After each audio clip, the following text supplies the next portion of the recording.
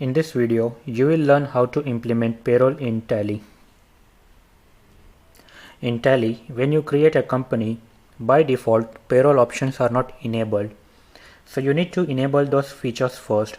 And in order to do that, press the F11 key for features, then select accounting features.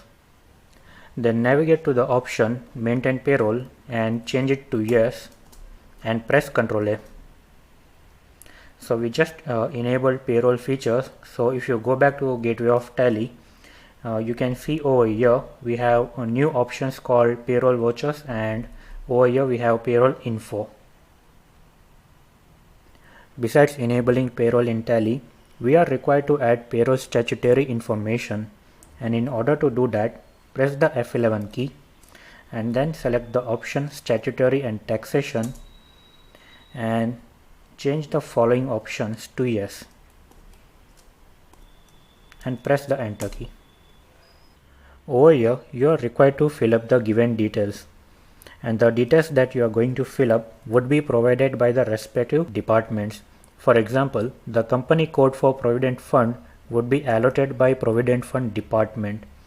Let me enter some Provident Fund company code which would be provided by the department, and then I need to furnish account group code which would again be provided by the department itself. So depending upon your registration you would have different number, but you need to provide those details over here. And if your company is required to register under employer state insurance, then you need to provide that registration code over here. And in the field ESI branch office, you need to enter the area name of the ESI branch office under whose jurisdiction your company is registered. Suppose my ESI branch office where I got my registration is in Koramangala. I need to specify that area over here. In the field standard working days per month, you need to enter the number of days on which your office operates. Suppose my organization operates for 26 days in a given month, excluding 4 Sundays. Or for example, suppose an organization also provides holiday on every alternate Saturday, then the number of working days would become 24 days.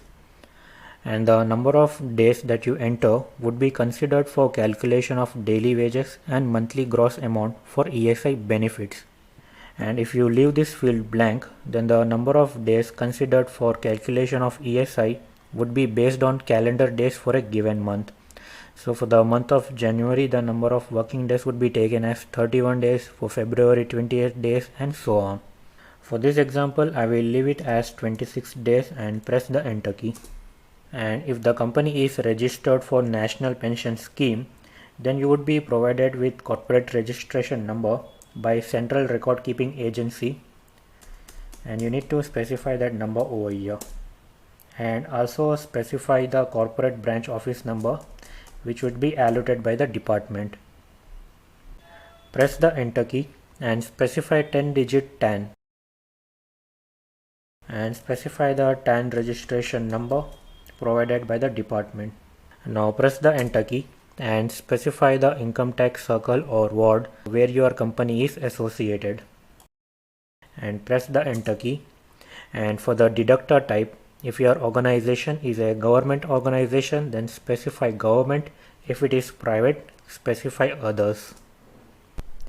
Before I explain about this field deductor branch or division, you need to know that TAN is required for those people who are required to deduct tax at source, which is TDS.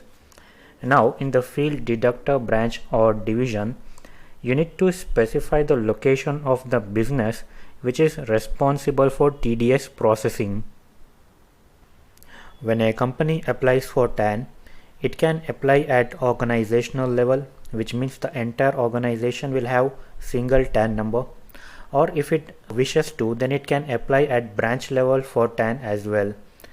In that case, a different branch of the company would have different TAN number. So over here you need to specify the name of the branch which is responsible for TDS collection or deduction. For example, a private limited company's cement division has got a different TAN number If that division is responsible for tax deduction, then you need to specify that division over here.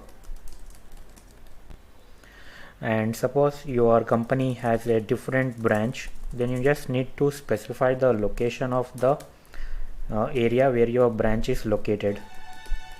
Assume that my organization branch is located in Koramangala and where all the TDS processing is taking place, then I need to specify that branch over here. Now in the field name of person responsible, you need to type the name of the person who is looking after TDS deduction. So assume that in my organization Mr.